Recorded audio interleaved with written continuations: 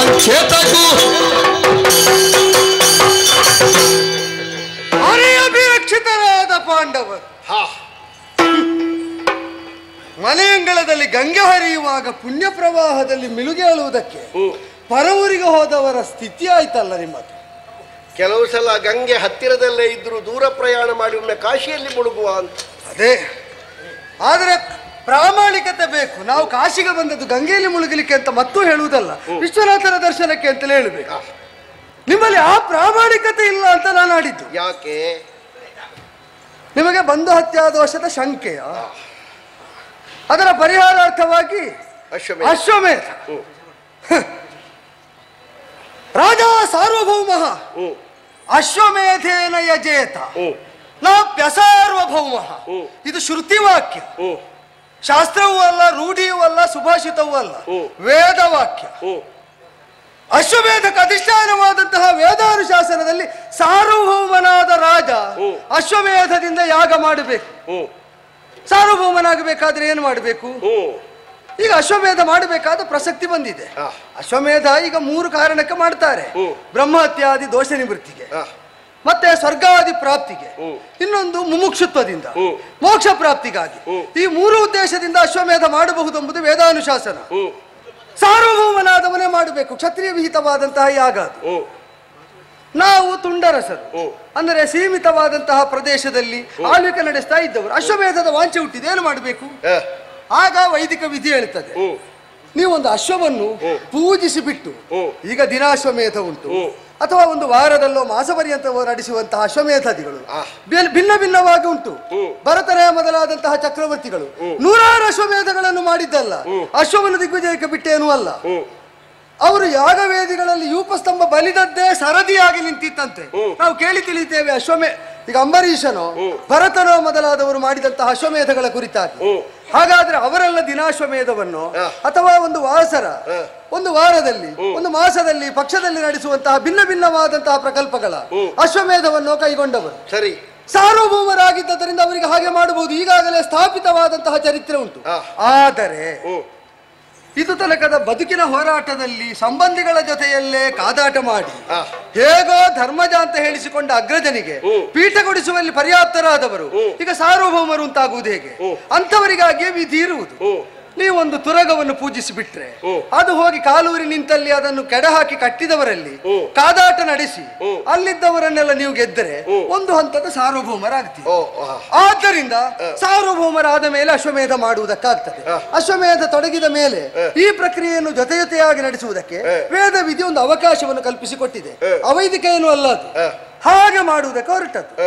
ಆದರೆ ನಿಮಗೆ ಅಶ್ವಮೇಧ ಯಾಕಾಗಿ ಅಂತ ನಾನು ಯೋಚಿಸುವುದು. ಯಾಕೆ? ಪಾಪವಿದೂರನಾದಂತಹ ಪುಣ್ಯ ಪುರುಷನೆಂದೇ ಪ್ರಕೀರ್ತಿತನಾದಂತಹ ಭುವನದ ಭಾಗ್ಯರೂಪಿಯಾಗಿ ಧರೆಗಿಳಿದಂತಹ ಭುವನಾಧಿಪತಿಯಾದಂತಹ ಭುವನ ಮೋಹಕ ಸ್ವರೂಪದಂತಹ ಕೃಷ್ಣ ಅವನು ಜೊತೆಗೇ ಇರುತ್ತಾ ಭಾವನಾಗಿ ಬಂಡಿಯ ಬೋವನಾಗಿ ಒದಗಿರುತ್ತಾ ಮಾಡಿದಂತಹ ಕರ್ಮದಲ್ಲಿ ದೋಷ ಉಂಟು ಅಂತಾದರೆ ಪ್ರಶ್ನೆ ತಾನಾಗಿ ಹೇಳ್ತದೆ ಪಾರ್ಥ. ದೋಷವಿದೂರವಾದ ಅನ್ಯ ಮಾರ್ಗ ಅವನಿಗೆ ಲಭ್ಯವಾಗಲಿಲ್ವೋ? ಒಂದು, ಅವನಿರುತ್ತಾ ಮಾಡಿದ್ದು ದೋಷಪೂರಿತ ಅಂತಾದರೆ ಒಂದು ಅಶ್ವಮೇಧದಿಂದಲ್ಲ ಹೋಗಬಹುದಾದ ದೋಷವದು. ಇದು ಇನ್ನೊಂದು, ಬಂಧು ಹತ್ಯಾ ದೋಷದ ಶಂಕೆ. ಯಾರೋ ಹೇಳಿದ್ರು ಕಾಣ್ತದೆ, ಕೃಷ್ಣನಿರುವಾಗ ಬಂಧು ಹತ್ಯಾ ದೋಷ ಬಂದಿದೆ ಅಂತ ಮಾಡಿದ್ರೆ ಯಾರು ನಂಬುವುದಕ್ಕಿಲ್ಲ. ಯಾಕೆ ಅಂದ್ರೆ ಕೃಷ್ಣನೇ ಇರುತ್ತಾ, ಅದನ್ನೇ ಹೇಳಿದ್ದು ನಾನು. ನಮಗೆ ಮಾಲಿನ್ಯ ಬಂದಿದೆ ಅಂತ ಗಂಗಾ ತಟ ನಿವಾಸಿಯಾದ ಒಬ್ಬ ಹೇಳಿದ್ರೆ ಲೋಕದವರು ಹೇಗೆ ನಂಬುವುದಿಲ್ವೋ, ಕೃಷ್ಣ ಸಖ್ಯದಲ್ಲಿರುವ ಪಾಂಡವರು ಹೇಳಿದ್ರು ಹಾಗೆಯೇ ಲೋಕ ನಂಬುವುದಿಲ್ಲ. ಆಗ ನೀವು ನಿಮ್ಮ ದಾಳ ಬದಲಿಸಿದ್ರೆ ಏನು? ಬಂಧು ಹತ್ಯಾ ದೋಷದ ಶಂಕೆ. ನಿಜವಾಗಿ ಬಂಧು ಹತ್ಯಾ ದೋಷ ಇಲ್ಲ, ಅದು ಧರ್ಮವೇ. ಮಾಡಿದ ಮೇಲೆ ಅದು ಉಂಟೋ ಅಂತ ಅಣ್ಣನಿಗೊಂದು ಶಂಕೆ ಬಂದದ್ದಕ್ಕೆ ನಿವಾರಣೆ ಮಾಡುವುದಕ್ಕೆ ಒಂದು ಅಶ್ವಮೇಧ ಬೇಕು ಅಂತ. ನಿಜವಾಗಿ ನೀವು ಮಾಡಿದ್ದು ಒಂದು ಭೀಕರವಾದಂತಹ ಸಮರದಲ್ಲಿ 18 ಅಕ್ಷೋಹಿಣಿ ಒಗ್ಗೂಡಿ ಅದನ್ನು ನಡೆಸಿದ ಮೇಲೆ ಭಂಡಾರ ಬರಿದಾಗಿದೆ. ನಾವು ಕೇಳಿ ತಿಳಿದದ್ದು ಸರಿ ಅಂತ ಆದ್ರೆ ನೀವು ಈಗ ವಿರಾಟನಗರದಿಂದ ಬಂದು ಹೋರಾಟ ಕೊಟ್ಟದ್ದಲ್ವ? ಅವ ಅಲ್ಲಿಯೇ ಇದ್ದವ ಸುಯೋಧನ. ಅವ ಹೋರಾಟ ಮಾಡುವಾಗ ಎಷ್ಟೋ ವರ್ಷದ ಕರವನ್ನು ಮೊದಲಾಗಿ ಸಂಗ್ರಹಿಸಿದನಂತೆ. ಯಾಕೆಂದ್ರೆ ಯುದ್ಧದ ವೆಚ್ಚಕ್ಕೆ ಬೇಕು ಅಂತ. ಅಂದ್ರೆ ನೀವು ಅಧಿಕಾರ ಹೊಂದಿದ ಮೇಲೂ ಪ್ರಜೆಗಳಲ್ಲಿ ಕರ ಕೊಡುವ ಬದ್ಧತೆ ಇಲ್ಲ, ಮೊದಲೇ ಅವ ಸಂಗ್ರಹಿಸಿ ಆಗಿದೆ, ಭಂಡಾರ ಬರಿದಾಗಿದೆ. ಏನು ಮಾಡಬೇಕು? ಆಗ ಅಧಾರ್ಮಿಕನಾದವನು ಧಾರ್ಮಿಕತೆಯ ಮುಖವಾಡವನ್ನು ತೊಟ್ಟು ಬರುವ ವಿಧಾನದಲ್ಲಿ ನೀನು ಹಾಗೆ ಅಂತ ಆಡಿದ್ದಲ್ಲ, ಆ ತೆರನಾಗಿ ಒಂದು ಮಾರ್ಗೋಪಕ್ರಮಣವನ್ನು ನೀವು ಕೈಗೊಂಡ್ರಿ. ಅಶ್ವಮೇಧದ ಹೆಸರಿಂದ ಹೇಳಿದರೆ ಆಸ್ತಿಕರಾದವರು ಒಪ್ಪುತ್ತಾರೆ, ಕಪ್ಪ ಕೊಡ್ತಾರೆ, ನಮ್ಮದ್ದಾದಂತಹ ಕೋಶ ತುಂಬುತ್ತದೆ. ಆ ಬಳಿಕ ಈಗ ನೀವು ಅಶ್ವಮೇಧಕ್ಕೆ ತೊಡಗಿದ ಮೇಲೆ ಗುರುಗಳು ಹಿರಿಯರು ಎಲ್ಲ ಬಂದ್ರಂತೆ, ಬಂದ ಮೇಲೆ ತೋರಿಸಿಕೊಟ್ರಂತೆ, ನೀವು ಹೋಗಿ ಬಂಡಿ ಬಂಡಿ ತುಂಬಿಸಿಕೊಂಡು ಬಂದ್ರಂತೆ, ಅದು ಗೊತ್ತಾಯ್ತು. ಆದ್ರೆ ಸತ್ಯವಾಗಿ ಸತ್ಯ ಸಂಕಲ್ಪರು ಧಾರ್ಮಿಕರಲ್ವೋ, ಮಾಡ್ತೇವೆ ಅಂತ ಹೇಳಿದ ಮೇಲೆ ನಮಗೆ ನಿಧಿ ಸಿಕ್ಕಿತು ಅಂತ ಬಿಟ್ರೆ ತೊಡಗಿದ್ದೆ ಅದಕ್ಕೆ ಅಂತ ನಿರ್ಣಯ ಆಗ್ತದಲ್ಲ. ಈಗ ಮುಖ ಉರಿಸಿಕೊಳ್ಳುವುದಕ್ಕೆ ಅಷ್ಟೆಲ್ಲ ಸಂಪದ ಸಿಕ್ಕಿದ ಮೇಲೂ ಕೂಡ ಒಂದು ಅಶ್ವಮೇಧ ಅಂತ ತೊಡಗಿದ್ದೀರಿ. ನಿಮ್ಮ ಬರಿದಾದ ಭಂಡಾರವನ್ನು ತುಂಬಿಸುವ ಉಪಕ್ರಮವಾಗಿ ತೊಡಗಿದ ಅಶ್ವಮೇಧವಾದದ್ದರಿಂದ ನಾವು ಧರ್ಮ ಕಾರ್ಯಕ್ಕೆ ಸಹಯೋಗಿಗಳೇ, ಯಜ್ಞ ಕರ್ಮದ ಅನುಮೋದಕರೇ. ಆದರೆ ಯಜ್ಞ ಧರ್ಮ ಅಂತ ಹೇಳ್ತಾ ಹೊಟ್ಟೆ ಹೊರೆದುಕೊಳ್ಳುವುದಕ್ಕೆ ಧಾರ್ಮಿಕತೆಯ ಮುಖವಾಡ ಹಾಕಿ ಮಾಹಿಷ್ಮತಿಯನ್ನು ಮೀರಿ ನಡೆಯುವುದು ಅಂತ ಭಾವಿಸಿದ್ರೆ ತಡೆಯೊಡ್ಡುವುದಕ್ಕೆ ದೀಕ್ಷಿತನಾದ ನೀಲಧ್ವಜ ತಡೆ ಹುಟ್ಟುವ ನೆನಪಿಟ್ಟುಕೋ. ನೀಲಧ್ವಜ ಏನು? ಇಂತಹ ಪ್ರಶ್ನೆಗಳು ವಿರೋಧದ ಭಾವವನ್ನು ಹೊಂದಿದವರಿಗೆ ಬರುವುದು ಸ್ವಾಭಾವಿಕ. ಹೌದು, ಎಷ್ಟು ಸಲ ಬಂದರು, ಬಂದಾಗಲೆಲ್ಲ ಉತ್ತರ ಕೊಡದೆ ಮುಂದೆ ಹೋಗ್ಲಿಕ್ಕೆ ನಿಮಗೂ ಉಪಾಯ ಇಲ್ಲಲ್ಲ. ನಿನಗೇ ಒಂದು ಸ್ಥಿರತೆ ಇಲ್ಲ ನೋಡು. ಯಾಕೆ? ನೀನು ಕೇಳಿದ ವಿಷಯದಲ್ಲೇ ಸ್ಥಿರತೆ ಇಲ್ಲ. ನನಗೆ ಸ್ಥಿರತೆ ಇರಬೇಕಾದ್ದು ನನ್ನ ಮನೆ ಅಶ್ವಮೇಧದ ಬಗ್ಗೆ ನಾನು ಮಾತಾಡಿದ್ದಲ್ಲ, ನಿನ್ನ ಮನೆ ಅಶ್ವಮೇಧದ ಬಗ್ಗೆ. ಆದ್ದರಿಂದಲೇ ಅನ್ಯರ ವಿಚಾರವನ್ನು ನಮ್ಮ ಮನೆಯಂಗಳ ಪ್ರಕರಣ ಬಂದಾಗ ವಿವೇಚಿಸುವಾಗ ಊಹಾತ್ಮಕವಾಗಿಯೇ ಮುನ್ನಡೆಯುವುದು ಸಜ್ಜನರಿಗೆ, ಸಾಮಾನ್ಯ ಜ್ಞಾನಿಗಳಿಗೆ ಸಮ್ಮತವಾದ ಸನ್ಮಾರ್ಗ.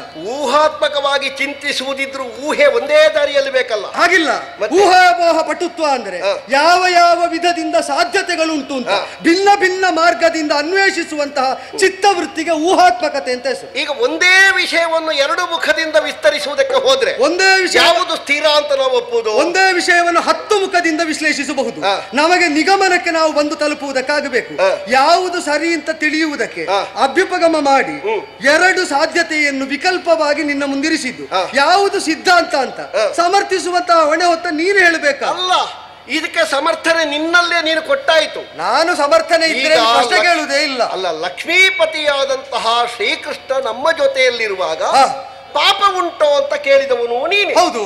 ಲಕ್ಷ್ಮೀಪತಿಯಾದಂತಹ ಶ್ರೀಕೃಷ್ಣ ಇರುವಾಗಲೇ ನಿಮಗೆ ದಾರಿದ್ರ್ಯ ಉಂಟೋ ಅಂತ ಕೇಳಿದವನು ನೀನೆ. ಹೌದು. ಹೌದಲ್ಲ? ಹೌದು. ಈಗ ಲಕ್ಷ್ಮೀಪತಿಯೇ ನಮ್ಮೊಟ್ಟಿಗಿದ್ರೆ ನಮಗೆ ದಾರಿದ್ರ್ಯ ಇದ್ದೀತೋ? ಸರಿ. ದಾರಿದ್ರ್ಯ ಇಲ್ಲದೆ ಇದ್ರೆ ನಿಮ್ಮ ಕೋಶವನ್ನು ಕಳ್ಳೆ ಹೊಡೆಯುವುದಕ್ಕೆ ನಾವು ಬರ್ಬೇಕಾ? ಸರಿ. ಅಲ್ಲ, ಅದರ ಇಲ್ಲ, ಬರಬೇಕು ಅಂತ ಇಲ್ಲ. ಸರಿ. ನಮಗೆ ಯಜ್ಞಕ್ಕೆ ಬೇಕಾದಂತಹ ಸಲಕರಣೆಗಳನ್ನು ರೂಢಿಸಿಕೊಳ್ಳುವುದಕ್ಕೆ ಈಗಾಗಲೇ ಮರುತ್ತ ಮಾಡಿದಂತಹ ಯಜ್ಞದಲ್ಲಿ ಬ್ರಾಹ್ಮಣ ದಕ್ಷಿಣೆ ಬಾಕಿಯಾಗಿ ಅದನ್ನು ನಾವು ತರಬಹುದು ಅಂತ ವೇದಾಂತಿಗಳೇ ಹೇಳಿದ್ದರಿಂದ ನಾವು ಅದನ್ನು ತಂದಿದ್ದೇವೆ. ಈಗ ಯಜ್ಞ ಮಾಡುವುದಕ್ಕೆ ಹೊರಟ ಮೇಲೆ ಮರುತಯಾಗನ ನಿಧಿಯ ಬಗ್ಗೆ ಗೊತ್ತಾದದ್ದು, ನಿಧಿಯ ಬಗ್ಗೆ ಗೊತ್ತಾಗಿ ಯಜ್ಞಕ್ಕೆ ಹೊರಟದ್ದು. ಯಜ್ಞ ಮಾಡುವುದಕ್ಕೆ ಹೊರಟ ಮೇಲೆ ಹೇಳಿ, ಹೊರಟ ಮೇಲೆ ಅದನ್ನೇ ನಾನು ಆಗ ಹೇಳಿದ್ದು. ನೀವು ಯಜ್ಞಕ್ಕೆ ಅಂತ ಹೊರಟ ಮೇಲೆ ನಿಧಿ ಉಂಟು ಅಂತ ಗೊತ್ತಾದದ್ದರಿಂದ ನೀವು ಅಶ್ವವನ್ನು ಬಿಡದ ನಿರ್ವಾಹ ಇಲ್ಲ ಅಂತ ಮುಖ ಉಳಿಸುವುದಕ್ಕೆ ಬಿಟ್ಟಿದ್ದೀರಿ ಅಂತದ್ದು ಅದೇ ಏನೂ ಇಲ್ಲ. ಯಜ್ಞಕ್ಕೆ ಹೊರಡುವ ಮೊದಲು ನಮಗೆ ಏನು ಸಂಪನ್ನತಿಕೆ ಎನ್ನುವುದನ್ನು ಕೃಷ್ಣನೇ ತೋರಿಸ್ತಾನೆ. ಲಕ್ಷ್ಮೀಪತಿಯಾದ ಕೃಷ್ಣನಿರ್ತಾ ನಾವು ಅದಕ್ಕೆ ಹುಡುಕಬೇಕು ಅಂತ ಇಲ್ಲ. ದೇವರ ಕಾರುಣ್ಯವೇ ಮತ್ತೊಂದು ಸ್ವರೂಪದಲ್ಲಿ ಹೀಗುಂಟು ಅಂತ ಹೇಳಿದ್ದರಿಂದ ಅದನ್ನು ನಾವು ಈಗ ದೇವರ ಕಾರುಣ್ಯವೇ ಎಲ್ಲ ಸಂದರ್ಭದಲ್ಲೂ ರಕ್ಷಿಸ್ತದಾದ್ರೆ ಪಾಪ ಬಾರದಂತೆ ನಿಮ್ಮನ್ನು ಯಾಕೆ ರಕ್ಷಿಸಲಿಲ್ಲ? ಉಂಟು. ಯಾಕೆ ಬರಲಿಲ್ಲ? ಉಂಟು. ಏನು? ಯಾಕಂದ್ರೆ ಈ ಕೆಲವು ಕರ್ತವ್ಯಗಳನ್ನು ನಾವು ಮಾಡುವಾಗ ನಮಗೆ ಪಾಪ ಉಂಟೋ ಇಲ್ವೋ ಎನ್ನುವುದನ್ನು ವಿಮರ್ಶಿಸುವುದಕ್ಕಿಂತ ಮೊದಲು ನಾವು ಅದನ್ನು ಮಾಡುವುದು ವಿಹಿತವೋ ಅವಿಹಿತವೋ ಅಲ್ಲ. ಯಾವ ಈಗ ಸಂಕಲ್ಪದಲ್ಲಿ ಉದ್ದೇಶ ಸ್ಪಷ್ಟ ಆಗಬೇಕು. ಒಂದು ಹತ್ಯ ದೋಷ ನಿವಾರಣಾರ್ಥಂ ಅಂತ ಸಂಕಲ್ಪ ಮಾಡುವುದು ಬಂಧು ಹತ್ಯ ದೋಷ ಶಂಕಾ ನಿವಾರಣಾರ್ಥಂ ಎಂಬುದಾಗಿ ಸಂಕಲ್ಪ ಮಾಡುವುದು ಇನ್ನೊಂದು. ಅದೆರಡಾದ್ರು ಬಂಧು ಹತ್ಯೆ ಹೇಗೆ ದೋಷವೋ ಸಂಕಲ್ಪದಲ್ಲಿ ದೋಷ ಶಂಕಾ ನಿವಾರಣಾರ್ಥ ಅಂತ ಹೇಳಿದ್ರೆ ಅದು ದೋಷ ಅಂತಲೇ ಆಗುತ್ತದೆ. ಎರಡೂ ದೋಷವೇ ಆಗುತ್ತದೆ. ಪ್ರಶ್ನೆ ಇರುವುದು ದೇವರಿದ್ದಲ್ಲಿ ದೋಷ ಬರ್ತದೆ ಅಂತ ಆದರೆ ದೇವರಿದ್ದು ದೋಷ ಮಾಡಿದವರನ್ನು ನಾವು ಯಾಕೆ ಒಪ್ಪಿ ಕಪ್ಪ ಕೊಡಬೇಕು ಅಂತ. ಅದರಲ್ಲಿ ಲಘುವಾಗಿ ಉತ್ತರ ಕೊಡುವುದಿದ್ರೆ ಒಬ್ಬನಿಗೆ ಜ್ವರ ಬಂದು ಮದ್ದು ತಿಂತಾನೆ, ಒಬ್ಬನಿಗೆ ಜ್ವರ ಬಂದೀತೋ ತಡೆ ಹಿಡಿಯುವುದಕ್ಕಾಗಿ ಮದ್ದು ತಿಂತಾನೆ. ಇಷ್ಟೇ ವ್ಯತ್ಯಾಸ, ಬೇರೆಂತದ್ದು ಇಲ್ಲ. ಈಗ ನಿಮ್ಮ ಬದುಕಿಗೆ ಬಂದಂತಹ ಜ್ವರ ನಿವಾರಣೆಗೆ ನೀವು ತೆಗೆದ ಔಷಧಕ್ಕೆ ಹೆಸರು ಕುರುಕ್ಷೇತ್ರದ ಯುದ್ಧ ಅಂತ. ವೈದ್ಯರ ಮನೆಯಲ್ಲೇ ಯಾವುದಕ್ಕೆ ಯಾವುದು ಔಷಧ ಅಂತ ಕೊಟ್ಟಿದ್ದಾರೋ ಅದರಿಂದ ಇನ್ನೊಂದು ರೋಗ ಬರ್ತದೆ ಅಂತ ಆದ್ರೆ ಈಗ ವೈದ್ಯರನ್ನೇ ಶಂಕಿಸುವುದರಲ್ಲಿ ಯಾವ ತಪ್ಪುಂಟು ಹೇಳು? ಈಗ ನಿಮ್ಮ ಮನೆಯಲ್ಲಿ ಸಾಂಸಾರಿಕ ವ್ಯಾಧಿ ದಾಯಾದ್ಯ ಕಲಹದ ಮೂಲಕ ಬಂದಾಗ ಕುರುಕ್ಷೇತ್ರ ಧುರ ಅದಕ್ಕೆ ಔಷಧ ಅಂತ ಬೋಧನೆ ಆಯಿತು. ಅದನ್ನು ತೆಗೆದುಕೊಂಡದ್ದರಿಂದ ಬಂಧು ಹತ್ಯಾ ದೋಷದ ಶಂಕೆ ಎಂಬ ಮತ್ತೊಂದು ವ್ಯಾಧಿ ಹುಟ್ಟಿಕೊಂಡಿತ್ತು. ಈಗ ವ್ಯಾಧಿಗೆ ಔಷಧವನ್ನು ಕೊಟ್ಟವನು ಭವರೋಗ ವೈದ್ಯ ಅಂತ ನೀವು ಹೇಳ್ತಾ ಬಂದಿದ್ದೀರಿ. ಅವ ಕೊಟ್ಟ ಔಷಧದಲ್ಲೇ ಇನ್ನೊಂದು ರೋಗ ಬರ್ತದೆ ಅಂತ ಆದ್ರೆ ಈಗ ಅವನ ವೈದ್ಯಕೀಯ ಚಿಕಿತ್ಸೆಯಾಗಲಿ ಔಷಧಿ ಸತ್ವವಾಗಲಿ ನಮಗೆ ಮಾನ್ಯ ಅಲ್ಲ ಅಂತ ನಾವು ಹೊರಗೆ ನಿಂತರೆ ತಪ್ಪೇನೋ? ಏನೂ ಇಲ್ಲ.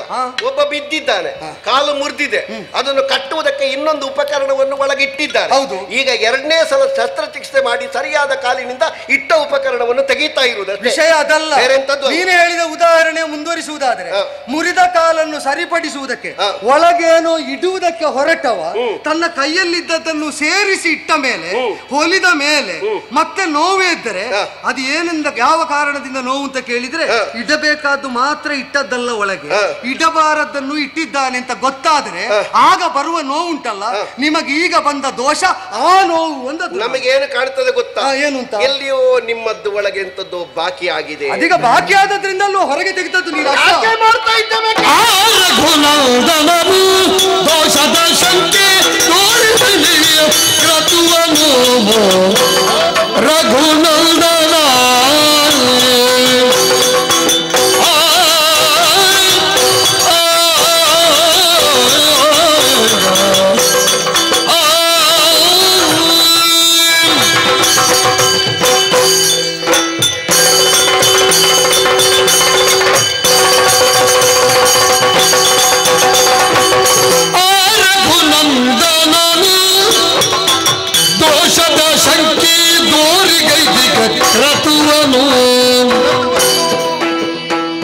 ವಾರಿಜಕ್ಷಣ ಕೃಪೆ ಪಾರಮಾರ್ಥಕ ಹೃದಯ ವಾರಿಜಕ್ಷಣ ಕೃಪೆ ಪರಮಾರ್ಥಕ ಹೃದಯ ದೂರಲೇತಕ್ಕೆ ಬರಿದೆ ಬರಿದೆ ನೀ ದೂರಲೇತಕ್ಕೆ ಬರಿದೆ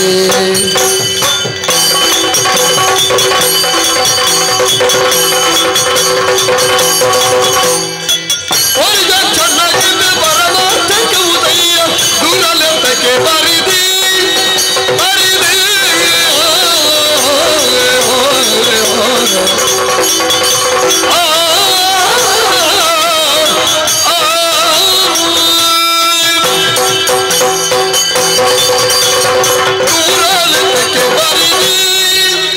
ನೀಲಧ್ವಜ ಅರ್ಥ ಪ್ರಪಂಚದಲ್ಲಿ ಹುಟ್ಟಿದ ಜೀವನೊಬ್ಬ ಪರಿಶುದ್ಧವಾದಂತಹ ಬದುಕನ್ನು ಸವಿಸಿದ ಅಂತ ಇದ್ರೆ ಪುರುಷೋತ್ತಮತ್ವವನ್ನು ಸಾಧಿಸುವುದಕ್ಕಾಗ್ತದೆ ಎನ್ನುವುದನ್ನು ತೋರಿಸಿಕೊಟ್ಟವ ಮರ್ಯಾದೆಗೆ ಪ್ರತಿನಿಧಿಯಾಗಿರುವಂತಹ ರಾಮಚಂದ್ರ. ಅಂತಹ ರಾಮಚಂದ್ರ ಅಶ್ವಮೇಧವನ್ನು ತೊಡಗಿದ. ಯಾಕೆ ಕೇಳಿದರೆ ರಾವಣಾದಿಗಳಂತಹ ದುಷ್ಟರು ಸತ್ರು, ಅವರ ವಂಶ ಬ್ರಹ್ಮವಂಶವಾದದ್ದರಿಂದ ಬ್ರಹ್ಮಹತ್ಯಾಪಾತಕ ಎನ್ನುವುದು ಶಂಕಾರೂಪವಾಗಿ ರಾಮನನ್ನು ಕಾಡಿದಾಗ ಕುಂಭ ಸಂಭವರಂತಹ ಅಗತ್ಯರು ಬಂದರು. ಅದಕ್ಕೊಂದು ಪರಿಹಾರದ ವಿಧಿ ಅಶ್ವಮೇಧವನ್ನು ಮಾಡುವಂತ ಸೂಚಿಸಿದರು. ಅಂಥದ್ದೇ ಒಂದು ವಿಧಿ ನಮ್ಮದ್ದಾದಂತಹ ಧರ್ಮರಾಯನ ಚಿತ್ತಭಿತ್ತಿಯಲ್ಲಿ ಮೂಡಿದಾಗ ಬಾದರಾಯಣರಂತಹ ವಿಶ್ವಮಾನ್ಯರು ವೇದಜ್ಞರು ಬಂದರು, ಹೇಳಿದರು ಬೇಡ ನಿನಗಂತಹ ಪಾಪ ಇಲ್ಲ. ಆದರೂ ನಮ್ಮಣ್ಣ ಕೇಳಿದಾಗ ಮಾಡು ಅಶ್ವಮೇಧ, ರಾಮನಂತವರೇ ಇಂಥದ್ದನ್ನು ಮಾಡಿದ್ದಾರೆ. ಅದಕ್ಕೆ ಶ್ರೀಕೃಷ್ಣ ಪರಮಾತ್ಮನು ಸಹಾಯವನ್ನು ಕೊಟ್ಟಿದ್ದಾನೆ. ಜಗದಗಲಕ್ಕೂ ಪೂಜಿಸಿರುವಂತಹ ಕುದುರೆಯನ್ನು ಬಿಡುವುದಕ್ಕೆ ಒಂದು ವೈದಿಕ ವಿಧಿಯಂತೆ ಸನ್ನದ್ಧವಾಗಿರುವಂತಹ ಸ್ಥಿತಿಯಲ್ಲಿ ನಾನೇ ಅದರ ಬೆಂಗಾವಲಿಗೆ ಬಂದಿದ್ದೇನೆ. ಕಟ್ಟಿನಿಂತಿರುವಂತಹ ನಿನಗೆ ಅನಂತವಾದಂತಹ ದೃಷ್ಟಿಕೋನಗಳ ಹೊಳಪಿನಿಂದ ವಿಶಿಷ್ಟವಾದಂತಹ ಪ್ರಶ್ನಾವಳಿಗಳೆಲ್ಲ ಮೂಡುತ್ತದೆ. ನೀನು ಏನು ಪ್ರಶ್ನೆ ಕೇಳಿದ್ರು ನಮ್ಮ ವಿಧಿ ಹೀಗೆ. ನಾವು ಅಶ್ವಮೇಧವನ್ನು ತೊಡಗಿದ್ದು ಪಾಪದ ಶಂಕೆಯಿಂದ. ಈಗ ನನಗೆ ಗೀತೋಪದೇಶ ಆಗಿದೆ, ಎರಡೆರಡು ಸಲ ಆಗಿದೆ, ಒಂದ್ಸಲ ಅಲ್ಲ. ಮೊದಲಿದ್ದು ಮರ್ತೋಗಿದೆ ಅಂತ ಹೇಳಿದ ಮೇಲೆ ಎರಡನೇ ಸಲ ಆದದ್ದಂತೆ. ಹೌದು ಹೌದು, ಏನು ಅನುಮಾನ ಇಲ್ಲ. ಅಲ್ಲ, ನಮಗೆ ಎರಡು ಸಲ ಆದದ್ದು ಮಾತ್ರ ಅಲ್ಲ, ನೀ ಮರೆತದ್ದು ಗೊತ್ತುಂಟು ಅಂತ ನೆನಪಿಸಿದ್ದಷ್ಟೇ. ಅಲ್ಲ, ನಿನಗೆ ನೆನಪಿರ್ಬೇಕು, ಪ್ರಪಂಚದಲ್ಲಿ ಕದ್ದು ಮುಚ್ಚಿ ವ್ಯವಹಾರ ಅಲ್ಲ. ಅಲ್ಲ, ಒಂದ್ಸಲ ಊಟ ಮಾಡಿದ ಮಗುವೆ ಮತ್ತೊಮ್ಮೆ ತಾಯಿಯಲ್ಲಿ ಹೇಳ್ತದೆ, ಆಗ ಮಾಡಿದ್ದು ಸರಿಯಾಗ್ಲಿಲ್ಲಮ್ಮ, ಕರಗಿದೆ, ಸ್ವಲ್ಪ ಬೇಕು ಅಂತ. ಮಗುವಿಗೆ ಆರೋಗ್ಯ ಉಂಟು ಅಂತಲ್ಲ. ಪಾರ್ಥ, ನಿನಗೆ ಮರೆತದ್ದು ಮಾತ್ರ ನಮಗೆ ಗೊತ್ತಾದದ್ದಲ್ಲ ದೇವರೇ. ಆಗ ಯುದ್ಧದ ಅವಸರದಲ್ಲಿ ನೀನು ಹೇಳಬೇಕು ಅನಿಸಿದ್ರಿಂದ ಹೇಳಿದೆ. ಅದನ್ನು ಸಾಧ್ಯ ಅಂತ ಕೇಳಿದೆ, ನಾನು ಸ್ಫೂರ್ತಿಗೊಂಡೆ, ಹೋರಾಟ ಮಾಡಿದೆ. ಈಗ ಮರ್ತೋಗಿದೆ. ಸಾಧ್ಯಂತವಾಗಿ ಹೇಳು ಅಂದಾಗ ಅವ ಮತ್ತೆ ಗೀತೋಪದೇಶ ಮಾಡುವುದಕ್ಕೆ ಮೊದಲು ನಿನಗೆ ಬಾಯಿಗೆ ಬಂದಂತ ಬೈದಿದ್ದಾನೆ.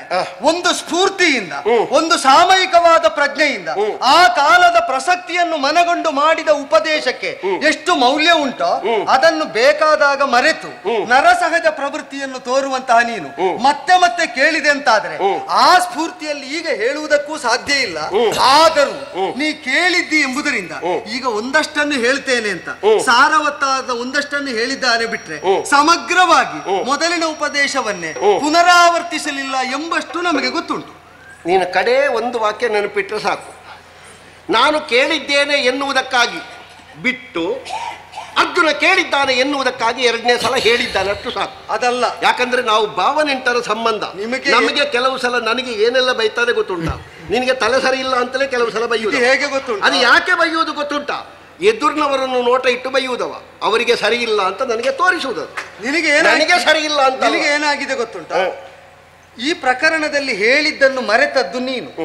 ಈಗ ನನಗೆ ಉಪದೇಶ ಮಾಡುವುದು, ನೀನು ಹೇಳಿದ್ರಲ್ಲಿ ಕೊನೆಯ ವಾಕ್ಯ ನೀನು ನೆನಪಿಟ್ರೆ ಸಾಕು ಅಂತ. ಮೊದಲು ನೆನಪಿಡುವ ಬಗೆಯನ್ನು ನೀನು ಕಲಿಪಾರ್ಥ.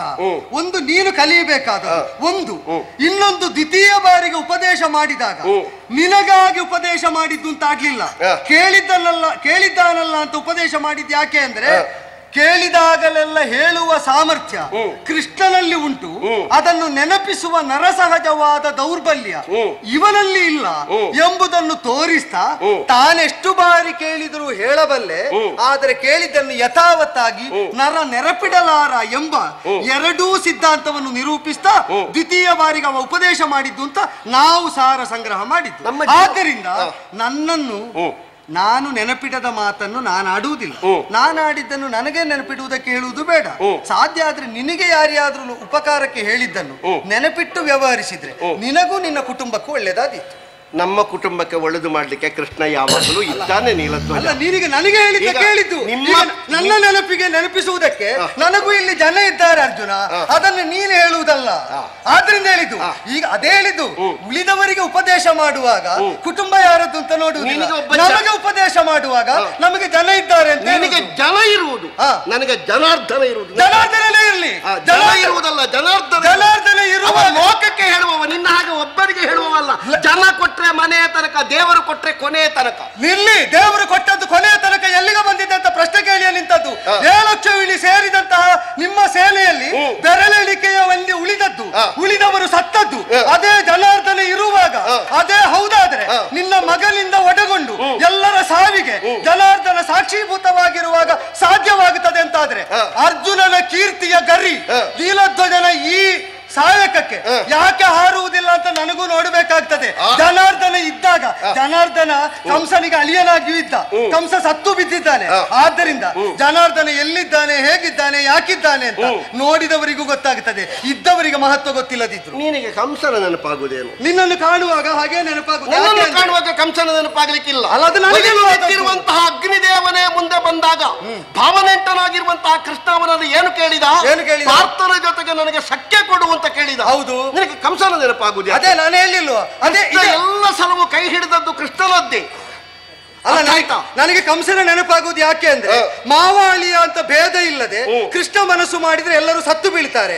ಮಾವನನ್ನು ಕೊಂದು ಕಳೀತಾನೆ ಎಂಬುದಕ್ಕೆ ಕಂಸ ನಿದರ್ಶನ, ಅಳಿಯ ಸತ್ತು ಬೀಳ್ತಾನೆ ಎಂಬುದಕ್ಕೆ ನಿನ್ನ ಮಗ ಅಭಿಮನ್ಯು ನಿದರ್ಶನ. ಆದ್ದರಿಂದಲೇ ದೇವನಾಗಿ ಬೋವನಾಗಿ ಇರುವಾಗಲೂ ಹಿಂದೆ ಮುಂದೆ ಎಲ್ಲರೂ ಬೀಳ್ತಾರೆ. ಜನಾರ್ದನ ಇದ್ದರು ಒಂದು ನೆಲೆ. ಇನ್ನೊಂದು, ನಿನಗೆ ಉಪದೇಶ ಮಾಡಿದ್ದು, ನಿನಗೆ ಅಗ್ನಿಯಲ್ಲಿ ವರ ಕೇಳಿದ್ದು. ಅಗ್ನಿಯಲ್ಲಿ ವರ ಕೇಳಿದ್ದೇನು? ನನಗೆ ಪಾರ್ಥನ ಜೊತೆಯಲ್ಲಿ ಅಬಾಧಿತವಾದ ಮೈತ್ರಿ. ಈಗ ವರ ಕೊಡುವಾಗ ಎಲ್ಲ ದೇವತೆಗಳು ತಥಾಸ್ತು ಅಂತಲೇ ಹೇಳುವುದು. ಆದ್ರೂ ತಥಾಸ್ತು ಅಂತ ಹೇಳಿದ ಮೇಲೆ ಸತ್ತು ಬೀಳುವುದು ಹೇಗೆ? ಕೊಟ್ಟವನ ದೋಷದಿಂದಲ್ಲ, ಅದನ್ನು ವಿನಿಯೋಗಿಸಿದವನ ದೋಷದಿಂದ. ಅವ ಕೇಳುವಾಗ ನನ್ನಲ್ಲಿ ಕಳಂಕ ಇಲ್ಲ, ನನ್ನಲ್ಲಿ ದೋಷ ಇಲ್ಲ, ಪಾಂಡವರ ಬಗ್ಗೆ ಸೌಹೃದ ನನಗೆ ಅಗ್ನಿಯ ವರ ರೂಪದಲ್ಲೇ ಸಿಕ್ಕಿದೆ.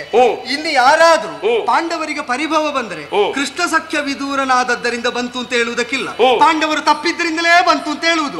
ಅವ ಸಖನಾದ ಮೇಲೂ ನಿಮಗೆ ದೋಷ ಬಂದಿದೆ ಅಂತ ಆದ್ರೆ ಕೃಷ್ಣನ ದೋಷದಿಂದ ಬಂತು ಅಂತ ಹೇಳುವುದಕ್ಕಿಲ್ಲ, ಪಾಂಡವ ದೋಷದಿಂದಲೇ ಬಂತು ಅಂತ ಸಿದ್ಧ. ಪಾಂಡವ ದೋಷದಲ್ಲಾದ್ರೂ ಬಂದಿರುವುದನ್ನು ಹೀಗೆ ಪರಿಹಾರ ಮಾಡಿ ಅಂತ ಆಚಾರ್ಯ ಸ್ಥಾನದಲ್ಲಿ ನಿಂತು ಪಾಂಡವ ಸ್ಥಾಪನಾಚಾರ್ಯನಾಗಿ ಕೃಷ್ಣನೇ ದಿಗ್ದರ್ಶನವನ್ನು ಕೊಟ್ಟು ನಾವು ಇಲ್ಲಿವರೆಗೆ ಬಂದಿದ್ದೇವೆ. ಆಗಲಿ, ಕಟ್ಟಿದ ನಿನಗೆ ಸೂತಕ ಬಂದಿದೆ, ಯೋಚನೆ ಮಾಡು. ಸೂತಕ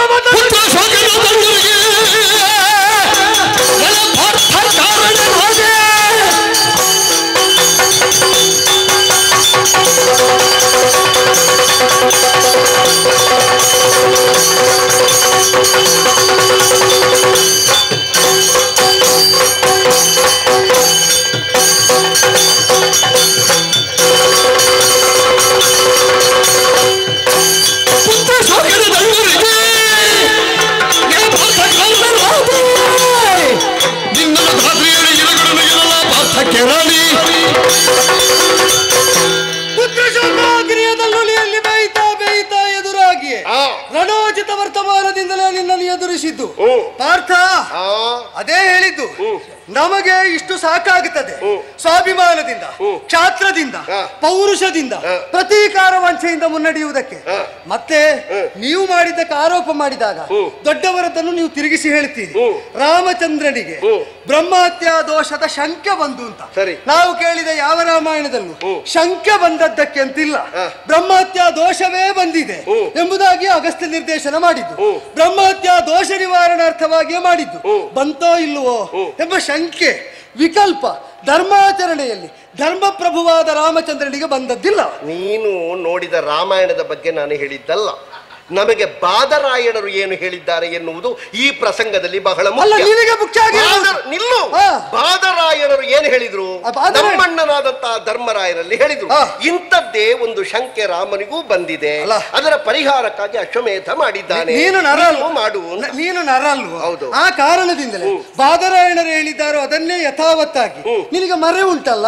ಅವರೀಗ ಬ್ರಹ್ಮಹತ್ಯಾ ದೋಷ ನಿವಾರಣೆಗೆ ಮಾಡಿದ್ದು ಅಂತ ಹೇಳುವಾಗಲೂ ಇಲ್ಲಿಗೆ ಮಾಹಿಷ್ಮತಿಗೆ ಬಂದಾಗ ನಿನಗೆ ಮರೆ ಹೋಗಿ ಶಂಕೆ ಅಂತ ನಿಮ್ಮದನ್ನು ರಾಮನಿಗೆ ಸೇರಿಸಿದ ಪ್ರವೃತ್ತಿ ಆದ್ರೆ ಆ ಕಾರಣದಿಂದ ಇಷ್ಟ್ವಾ ತುರಗಮೇಧೇನ ಪ್ರಾಪ್ಯ ಚಾನುತ್ತಮಂ ಯಶಃ ಬ್ರಾಹ್ಮಣೇಭ್ಯೋ ಧನಂ ದತ್ವ ತ್ರಿದಿವಂ ಗಂತು ಮರ್ಹಸಿ. ರಾಮಾಯಣದ ಕುರಿತಾಗಿ ನಿನ್ನ ಬಾದರಾಯಣರು ಪರಮ ಪ್ರಮಾಣ ಅಲ್ಲ, ಪರಮ ಪ್ರಮಾಣ ವಾಲ್ಮೀಕಿಗಳು. ವಾಲ್ಮೀಕಿಗಳ ಮಾತು ಬ್ರಹ್ಮಹತ್ಯಾ ದೋಷ ಬರುವುದಕ್ಕೆ ಮೊದಲು ಅಗ್ನಿ ಪ್ರವೇಶ ನಂತರದಲ್ಲಿ ನೀನಿನ್ನೂ ಬಹಳ ಕಾಲ ರಾಜನಾಗಿ ಉಳಿಯಬೇಕು. ಯಾಕೆ ಅಂದ್ರೆ ಇಷ್ಟ್ವಾ ತುರಗಮೇಧ ಅಶ್ವಮೇಧದಿಂದ ಯಾಗ ಮಾಡಿ ಪ್ರಾಪ್ಯಚಾನುತ್ತಮಂ ಯಶಃ ಅನೇಕ ಯಶಸ್ಕರವಾದಂತಹ ಕೀರ್ತಿಗಳನ್ನು ಸಂಪಾದಿಸಿ ಬ್ರಾಹ್ಮಣೇಭ್ಯೋ ಧನಂದತ್ವ ಅಂದರೆ ಸಾಧು ಸಜ್ಜನರಾದವರಿಗೆ ಕೊಡುವುದಕ್ಕಿದ್ದದನ್ನು ಬಿಡುವುದಕ್ಕಿದ್ದದನ್ನು ಕೊಟ್ಟು ಬಿಟ್ಟು ನೀ ಕೀರ್ತಿ ಸಂಪಾದನೆ ಮಾಡಿದ ಮೇಲೆ ತ್ರಿದಿವಂಗಂತು ಮರ್ಹಸಿ ಮೂಲ ಸ್ವರೂಪವನ್ನು ನೀನು ಹೊಂದುವುದಕ್ಕೆ ಅರ್ಹನಾಗಿದ್ದಿ ಅಂತ. ಇದನ್ನು ರಾಮನ ಅಯನವನ್ನು ಪ್ರಯಾಣವನ್ನು ಬ್ರಹ್ಮಾನುಗ್ರಹದಿಂದ ಅಂತರ್ದೃಷ್ಟಿಯಲ್ಲಿ ಸುಸ್ಪಷ್ಟವಾಗಿ ಕಂಡ ವಾಲ್ಮೀಕಿಗಳು ಹೇಳಿದ್ದು. ಈ ವಾತಿಗೆ ಮೇಲಾಗಿ ಇಲ್ಲಿ ಯಾರು ಏನು ಹೇಳಿದರು ರಾಮನ ಅಯನದ ಕುರಿತಾಗಿ ಅದಲ್ಲ ಪ್ರಮಾಣ ವಾಕ್ಯ.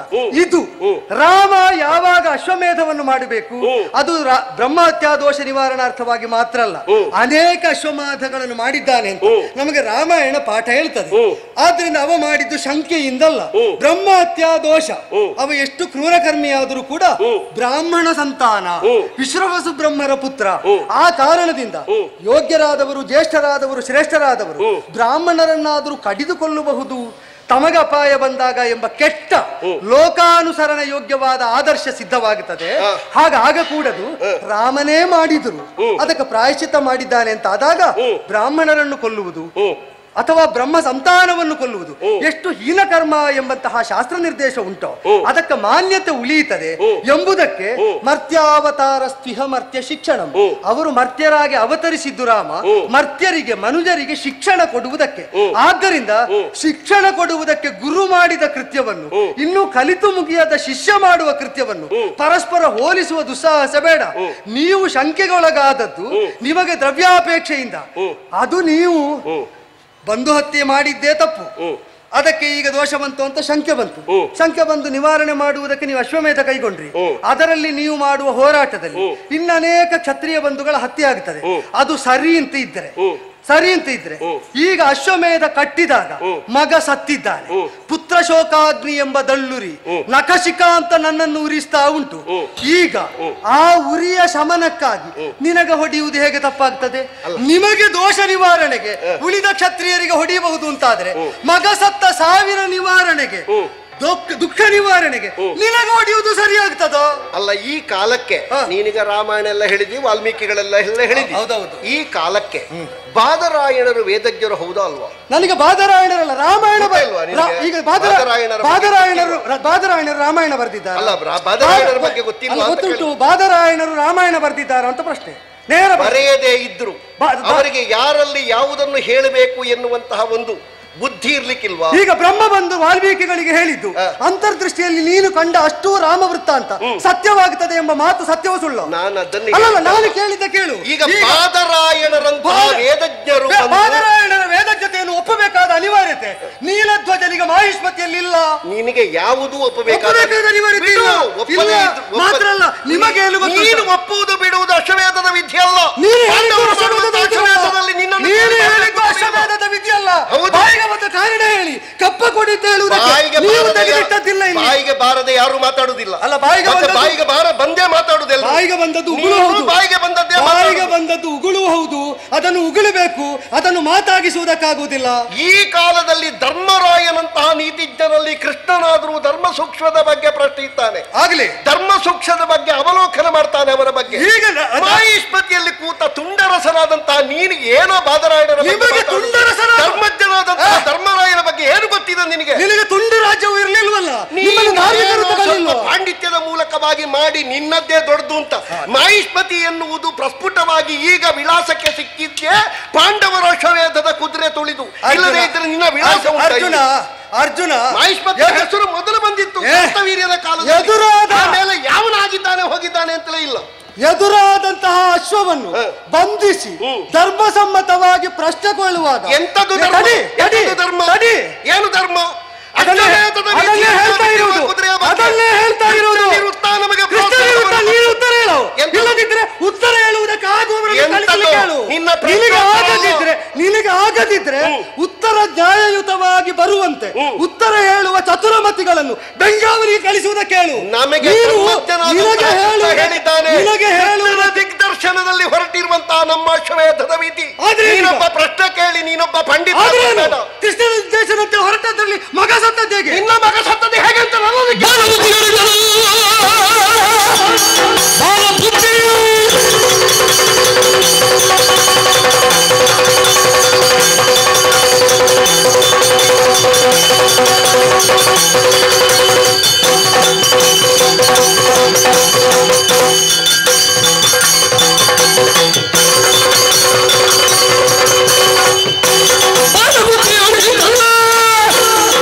ಅಶೋಕಕ್ಕೆ ಕಾಲನಾವಯ ಸೇರ್ತನು ನೀಲಧ್ವಜನ ಕೇಳ ನನಗೆ ಹೇಳ್ತು ಕಾಲಿಗೆರಗಿ ಮನ್ನಿಸು.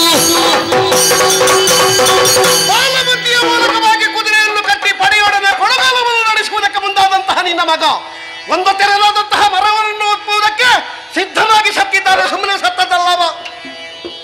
ಅದೇ ಹೌದಾದರೆ ಕೃಷ್ಣ ವಚನವನ್ನು ಧಿಕ್ಕರಿಸಿ ಅಪನಂಬಿಕೆಯಿಂದ ಕಂಡದ್ದರಿಂದ ಕುರುಧಾರಿಣಿಯಲ್ಲಿ ಅಂಗುಲ ಮೇಲೆ ಭೂಮಿಯಿಂದ ಸಂಚರಿಸ್ತಾ ಇದ್ದ ಧರ್ಮರಾಯನ ರಥ ಯಾವಾಗ ಭೂಮಿಗೆ ತಾಗಿದ ಜೊತೆಗಿದ್ದ ಕೃಷ್ಣನನ್ನು ಪರಿಪೂರ್ಣವಾಗಿ ಧರ್ಮಜನನ್ನು ಒಳಗೊಂಡಂತೆ ಪಾಂಡವರು ನಂಬಲಿಲ್ಲ ಎಂಬುದಕ್ಕೆ ಕಾಣಬಲ್ಲ ವಿವೇಕಿಗಳಿಗೆ ಅದು ಆಧಾರ ಸಾಕಾಗುತ್ತದೆ. ಆದ್ದರಿಂದಲೇ ಈಗ ನಾನು ಕಾಲ ಬಂದದ್ದರಿಂದ ಮಗನನ್ನು ಕಾಲ ಬಂದದ್ದರಿಂದ ಮಗನನ್ನು ಕಳ್ಕೊಂಡದ್ದು ಹೌದಾದರೆ ಕುರುದಾರಿಣಿಯಲ್ಲಿ ಸತ್ತವರು ಕಾಲ ಬಂದೇ ಕಳ್ಕೊಂಡದ್ದು. ಅದಕ್ಕೆ ನಾನು ಕಪ್ಪ ಕೊಡ್ಲಿಕ್ಕಿಲ್ಲ. ನಿಮಗೀಗ ಒದಗಿದ ಸ್ಥಿತಿಯೂ ಕೂಡ ಕಾಲದಿಂದಲೇ ಬಂದದ್ದು. ಅದಕ್ಕೆ ನಾನು ಮರುಗಬೇಕಾಗಿಲ್ಲ. ಅಲ್ಲ, ನೀನು ಅದನ್ನು ಹೇಳುವುದು ಇದನ್ನು ಹೇಳುವುದು ಒಟ್ಟಿಗೆ ಆದ್ರೆ ಕಷ್ಟ ಆಗುದು. ನಿನಗೆ ಕಷ್ಟ ಆಯ್ತು. ಅಲ್ಲ, ನೀನೇ ಹೇಳಿದಿ ಧರ್ಮರಾಯ ಕೃಷ್ಣನ ಮಾತನ್ನು ಒಪ್ಪದೇ ಇದ್ದದ್ದರಿಂದ ಮೇಲೆ ಹೋಗುತ್ತಿದ್ದಂತಹ ರಥ ನೆಲ ಕಚ್ಚಿದೆ. ಅಲ್ಲದಿದ್ರೆ ಬೇರೆ ಕಾರಣ ಹೇಳು. ಅಲ್ಲ, ಈಗ ಕೃಷ್ಣನನ್ನು ನೀನು ಒಪ್ಪುತ್ತೀಯಾ? ವಾಕ್ಯದಲ್ಲಿ ಒಪ್ಪಿದೀಯ. ಈಗ ಅದನ್ನು ನಾನು ಒಪ್ಪಿದ್ರು ಒಪ್ಪದಿದ್ರು ಕೊಟ್ಟಿದ್ರು. ನಾನು ಹೇಳುವುದಕ್ಕೆ ಇದು ಸ್ಥಳ ಅಲ್ಲ. ಆದರೆ ರಥ ನೆಲಕ್ಕೆ ಕಟ್ಟಿದೆ ಅಂತ ಇಂತದಕ್ಕೆ ಹೇಳಿದ್ದು. ಈಗ ನಾನು ಕಟ್ಟಿದ ಅಶ್ವಮೇಧ ದೀಕ್ಷಿತ ಧರ್ಮ ಪತಿತನಿದ್ದಾನೆ ಎಂಬುದಕ್ಕೆ ದೃಷ್ಟಾಂತ ಹೇಳಿದ್ದು. ಪತಿತನಲ್ಲ ಎನ್ನುವುದನ್ನು ತೋರಿಸುವುದಕ್ಕೆ ಅದೇ ಕೃಷ್ಣ ನಮ್ಮ ಒಟ್ಟಿಗೆ ಇದ್ದಾನೆ ಅಂತ ಇದನ್ನು ಹೇಳಿದ್ದು. ಈಗ ಅದು ಕೆಳಗಿಳಿದ ಹೇಗೆ ಎಂಬುದಕ್ಕೆ ಬೇರೆ ಕಾರಣ ಹೇಳುವಂತ ಕೃಷ್ಣ ಹೇಳ್ತಾನೆ ಉತ್ತರ. ಕೃಷ್ಣನನ್ನು ಕಲಿಸು, ಮತ್ತೆ ನೀನು ಬಂದದ್ದು ಯಾಕೆ? ಕೃಷ್ಣನನ್ನು ನೋಡಬೇಕು ಅಂತ ಇದ್ರೆ ಈ ಪಾರ್ಥನನ್ನು ದಾಟಿ ಆಗಬೇಕು. ನನಗೆ ಕೃಷ್ಣ ಅಂತ ಹೇಳಿ ಅಂಗಡಿಯಲ್ಲಿ ಸಿಗುವ ಸತ್ತಲ್ಲ ಅದು. ನನಗೆ ನೀನು ಅಂಗಡಿಗೆ ತಂದು ಇಡ್ತಿ ಗೊತ್ತುಂಟು, ಆದರೆ ನೀನು ಅಂಗಡಿಗಿಟ್ಟ ಕೃಷ್ಣ ನನಗೆ ಬೇಡ. ಇಲ್ಲಿ ಉರಿಯುವ ಅಂಗಡಿಯಲ್ಲಿದ್ದಾನೆ ಕೃಷ್ಣ, ನಮ್ಮ ಜೊತೆಯಲ್ಲಿದ್ದ ಬಲದಲ್ಲಿ ನೀನು ಮಣಿಯದ ಹೊರತಾಡಿ ಇಲ್ಲಿಂದ ತುಂಡು ಭೂಮಿಯೋ ಬಿಂದು ವರಹವೋ ನಿನಗೆ ಸಿಕ್ಕುವುದಕ್ಕಿಲ್ಲ. ನೋಡುವ ಒಂದು ಪ್ರತೀತಿ ಉಂಟು, ಹೆಂಡತಿ ಗಂಡ ಅಂತ ನೀಲಧ್ವಜ ಹೊರಗೆಲ್ಲ ಸುದ್ದಿ ಉಂಟು. ಊರಿಗೆ ಹೆಂಡತಿ ಮಾಡಿದ ನೀನಲ್ಲ ಹೇಳಬೇಕು.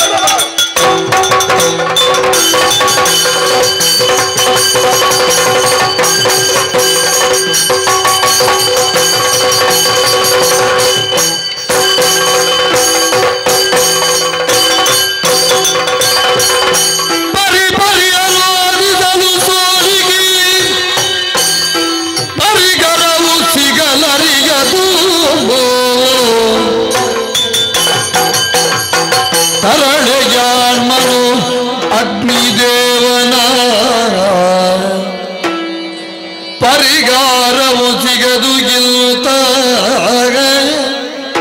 ತರಳಿ ಜಾಣ್ಮನು ಅಗ್ನಿದೇವನ ಸ್ಮರಿಸಲ ಕೆಣದಿ ಸೋಲಿ ಪರಿಗಾರ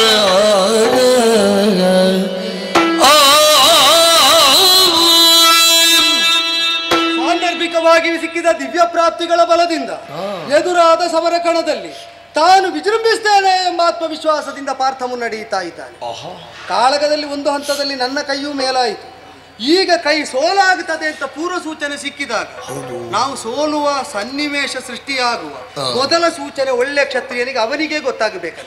ರಥವನ್ನು ತಿರುಗಿಸಿದ್ದಕ್ಕೆ, ಪರಿಭವ ಬಾರದಂತೆ ಸಂರಕ್ಷಣೆ ಮಾಡುವುದಕ್ಕೆ ಬಗೆ ಹೇಗೆ ಅಂತ ಯೋಚಿಸ್ತಾ ಯುದ್ಧರಂಗದಿಂದ ಕ್ಷಣಕಾಲ ವಿದೂರನಾದದ್ದು. ಹೌದಲ್ಲ, ಸರ್ವಭಕ್ಷಕನೊಬ್ಬ ನಮಗೆ ಮನೆಯಳಿಯನಾಗಿರುವಾಗ ನಮಗೆ ಚಿಂತೆಯೋ ಅಷ್ಟೇ. ಅಗ್ರಭಾಗದಲ್ಲಿ ಉರಿಯುವುದನ್ನು ನೋಡ್ಲಿಕ್ಕಿಲ್ಲ, ಭಸ್ಮ ಸಿಕ್ಕಬೇಕವರಿಗೆ. ವೈಶ್ವಾನರ ದೇವ ಅನುಗ್ರಹಿಸು.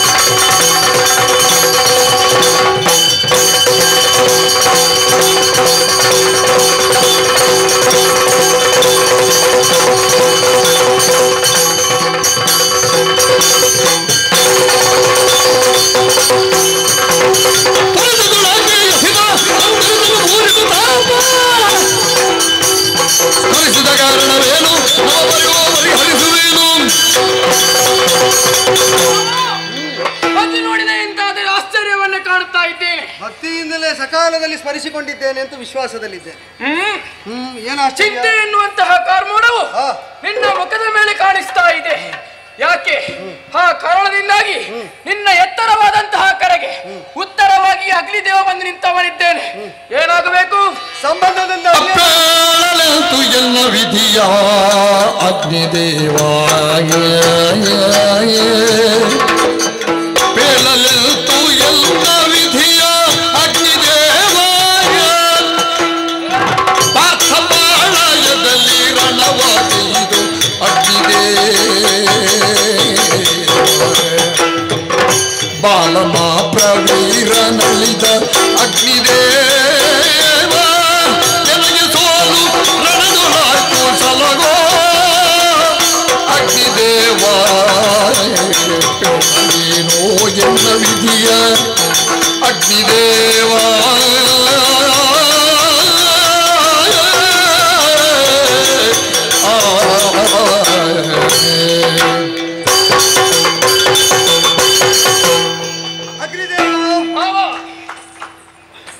ಸಂಬಂಧದಲ್ಲಿ ಅಳಿಯನೇ.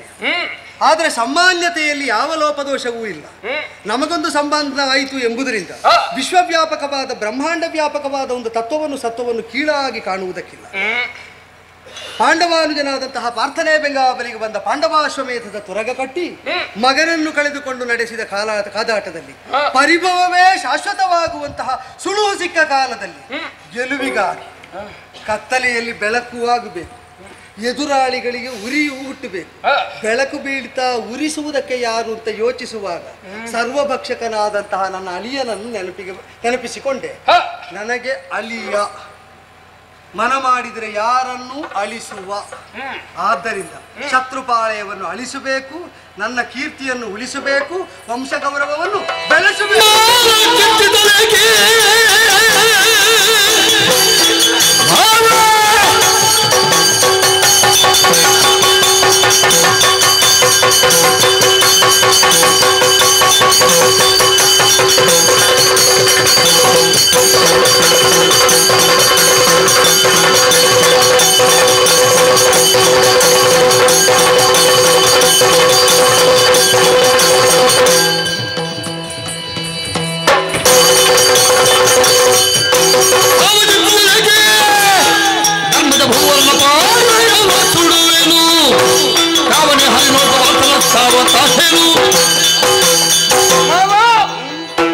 ಇಲ್ಲಿಯವರೆಗೆ ಮುಂದುವರಿದೆ ಎನ್ನಾದ ಮೇಲೆ ನೀನು ಚಿಂತಿಸುವಂತಹ ಅಗತ್ಯವಿಲ್ಲ. ನಮಗೆ ಯಾವುದಾದರೂ ಪ್ರಸಂಗವಾಗಬೇಕು, ಪ್ರಕೃಷ್ಟ ಸಂಘವಾಗಬೇಕು, ದುಷ್ಟ ಸಂಘವಾಗಕೂಡದು, ವಿನಾಶದ ಸಂಘವಾಗಕೂಡದು. ಮೊದಲೇ ಇದ್ದ ಸಂಘ ನಮ್ಮದಲ್ವ, ಅದನ್ನು ಒಂದು ಮರ್ಯಾದೆಯಿಂದ ವಿಸ್ತರಿಸಿದೆ ಒಂದು ಪ್ರಸಂಗ ಒಳ್ಳೆದಾಗಿತ್ತು. ಈ ಬಗ್ಗೆ ಯೋಚಿಸಬೇಕಾದಂತಹ ಅಗತ್ಯವಿಲ್ಲ. ಮುಂದಾಗಿ ಬರುವಂತಹ ಪ್ರತಿಯೊಬ್ಬರನ್ನು ಕರ್ಪೂರರಾಗಿಸ್ತೇನೆ. ಯಾವ ಲವಲೇಶವನ್ನು ಉಳಿಸಲಾರೆ ಬಿಡು ಚಿಂತೆ. ಮರ ಆದ್ರೂ ಕರ್ಪೂರ ಆದರೂ ಬೇಡ, ನೀರೇ ಆದರೂ ನೀವು ಒಡವಾಗ್ನಿ ಆಗಬೇಕು. ಖಂಡಿತವಾಗಿ ನಿರೀಕ್ಷೆ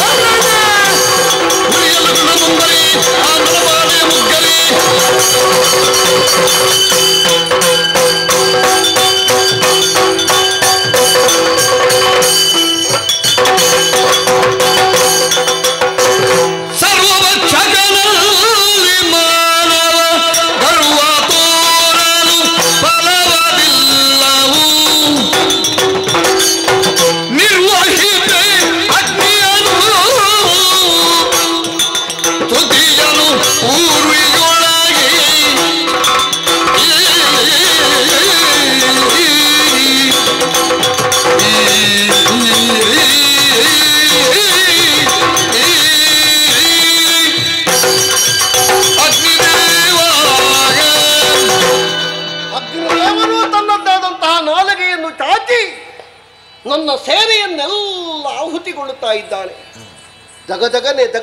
ದಗದಗನೆ ಆಜ್ಯಾಹುತಿಯಿಂದ ಜಾಜ್ವಲ್ಯಮಾನವಾಗಿ ಪ್ರಜ್ವಲಿಸುವಂತಹ ಅಗ್ನಿಯ ಕೆನ್ನಾಲಿಗೆಗಳು ಚಟನೆ ಚಿಟಿಲೆಂದು ಉರಿಯುತ್ತಾ ನನ್ನ ಸೇನೆಯನ್ನು ಭಸ್ಮೀಭೂತಗೊಳಿಸುತ್ತಾ ಇದೆ.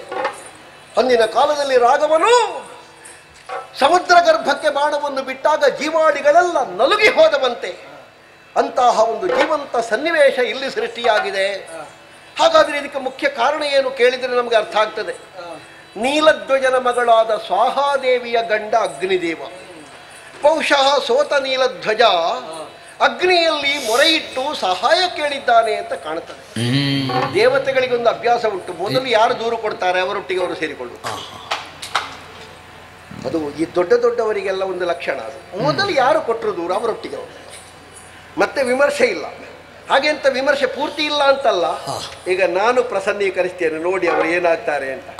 ಕೈ ಮುಗಿದು ಅಗ್ರದೇವರ ಸ್ತೋತ್ರ ಮಾಡ್ತೇನೆ. ಜಯ ಜಯ ಸ್ತುತಿಗೆ ತಾನು ಪ್ರಸನ್ನನಾಗುತ್ತಾಗ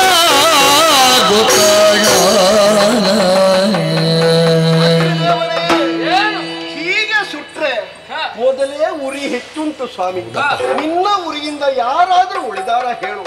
ಸ್ವಲ್ಪ ಸಮಾಧಾನ ಮಾಡು, ಸ್ವಲ್ಪ ಸಮಾಧಾನ ಮಾಡು. ಯಥಾರ್ಥವಾಗಿ ಹೇಳಬೇಕು ಅಂತಾದ್ರೆ ಅದೊಂದೊಂದು ಹೇಳು ಸ್ವಾಮಿ. ಯಥಾರ್ಥ ನನ್ನ ಮೂಲ ಉದ್ದೇಶ ನಿನ್ನ ಸೇನೆಯನ್ನು ಸುಡಬೇಕು ಅಂತ ಅಲ್ಲ. ಆದ್ರೆ ಉದ್ದೇಶ ಯಾವುದಾದ್ರೂ ಸುಟ್ಟದ್ದು ನನ್ನ ಸೇನೆಯಲ್ವ? ನನ್ನ ಮಾವನಿಗೆ ಕಷ್ಟ ಬಂದ ಕಾರಣದಿಂದಾಗಿ ಅವರು ಬಂದು ನನ್ನಲ್ಲಿ ದೂರಿದ್ದ ಕಾರಣ ಈ ಕೆಲಸವನ್ನು ನಾನು ಮಾಡಬೇಕಾಗಿ ಬಂತು ಸ್ವಾಮಿ. ಈಗ ಮಾವನಿಗೆ ಕಷ್ಟ ಬಂದ್ರೆ ಅಳಿಯ ಸಹಕರಿಸ್ಬೇಕು, ಹೌದಾ? ಹೌದು. ಅಳಿಯನಿಗೆ ಕಷ್ಟ ಬಂದ್ರೆ ಮಾವ ಸಹಕರಿಸಬೇಕು. ನೀವು ಯಾರು ನನಗೆ? ನೀನು ನನಗಿಂತ ದೂರದವನಲ್ಲ, ನನ್ನ ಆತ್ಮೀಯನೇ ನೀನು. ಈಗ ನಮಗೆ ಒಂದು ಸಂಬಂಧವಾ? ಯಾರಿಗೆ? ನಮಗೆ ಒಂದು ಅಲ್ವೇ ಅಲ್ಲ. ಈಗ ನಿಮ್ಮ ಮಗಳಾದಂತಹ ದ್ರೌಪದಿ ಅಗ್ನಿ ಸಂಭವೆ ನಮ್ಮ ಹೆಂಡತಿ. ಖಂಡಿತ. ಆ ಕಾರಣದಿಂದ ನೀವು ಮಾವ, ನಾನು ಅಳಿಯ. ಒಂದು ಕಾಲದಲ್ಲಿ ನಿಮಗೆ ಅಜೀರ್ಣ ಬಂದ ಹೊತ್ತಿನಲ್ಲಿ ಪರಿಹಾರ ಮಾಡಿದ್ಯಾರು? ನೀನೇ. ಹೌದಾ? ಹೌದು. ನಿಮಗೆ ದೇವೇಂದ್ರ ಏನಾಗಬೇಕು? ನನಗೆ ಒಡೆಯನ. ಯಜಮಾನ. ಹೌದು. ಮತ್ತೆ ಯಮ ನಮ್ಮಂತೆ ಅಧಿಪತಿ ಆಗಿದ್ದವು. ವಾಯು, ಅವನು ಅಷ್ಟೇ. ಅಶ್ವಿನಿ ದೇವತೆಗಳು ಎಲ್ಲರೂ ನಮ್ಮ ಸೇನೆಯಲ್ಲಿರುವ ನಾವೆಲ್ಲ ಅವರಿಗೆ ಹುಟ್ಟಿದ್ದಲ್ವ ಸ್ವಾಮಿ? ಈಗ ನಿಮ್ಮ ಒಟ್ಟಿಗೆ ಕೂತ್ಕೊಳ್ಳುವರೇ ನಮ್ಮ ಅಪ್ಪಂದಿರು ಅಂತ ಆಗುವಾಗ ನೀವು ಒಟ್ಟಿಗೆ ಕೂತವರಿಗೆ ಕಲ್ಲು ಬಿಸಾಡುದ? ಇದೆಲ್ಲ ಸರಿಯಾ? ನಿನ್ನ ಮಾತನ್ನು ನಾನು ಒಪ್ಪಿಕೊಳ್ಳುತ್ತೇನೆ. ಅದಕ್ಕೆ ಒಪ್ಪಿದ್ದ. ನೀನು ಹೇಳಿದಂತೆ ನಾನೀಗ ನಿನಗೆ ಉಪಕಾರ ಆಗಿದ್ದೇನೆ. ಮತ್ತೆ ಈಗ ನಿನ್ನ ಮುಂದೆ ನಿಂತವ ಯಾರು? ಅಗ್ನಿದೇವ. ನಾನೀಗ ನೀವು ಸುಡುಬೋಯಿತು ಸುಟ್ಟಿದ್ದೇನೆ ಮತ್ತೆ ಅದು ಸುಟ್ಟಿಲ್ಲ. ಪರಿಹಾರ ಮತ್ತೆ ಇನ್ನೊಂದು ಹೇಳಬೇಕು ಅಂತಾದ್ರೆ ನನ್ನ ಕೈಯಲ್ಲಿರುವ ಗಾಂಡೀವ ಯಾರು ಕೊಟ್ಟದ್ದು? ಅದು ನಾನೇ ಕೊಟ್ಟದ್ದು. ಹೌದಾ? ನನ್ನಲ್ಲಿರುವ ರಥ ಯಾರು ಕೊಟ್ಟದ್ದು? ನಾನೇ ಕೊಟ್ಟದ್ದು.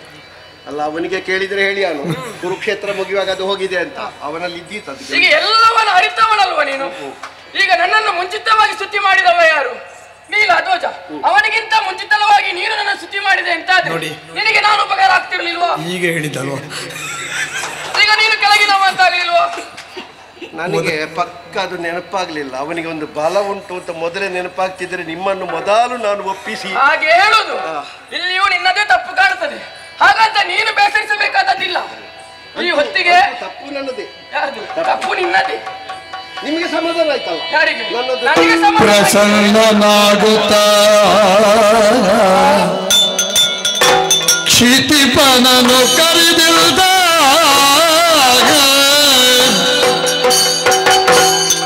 ಕ್ಷಿತಿಪನನು ಕರೆದಿಲ್ದ ಸಂಗರವು ಬೇಡ, ಸಂಗರವು ಬೇಡ ಮಾಡು ಸಂತಿಯ ಕೃಷ್ಣ ಸಖನುಡನೆ ಮಾಡು ಸಂಧಿಯ ಕೃಷ್ಣ ಸಖನುಡನೆ ಎನ್ನುತ್ತ ಸಂತೈಸಿದನು ಈರ್ವರ ಮಾವ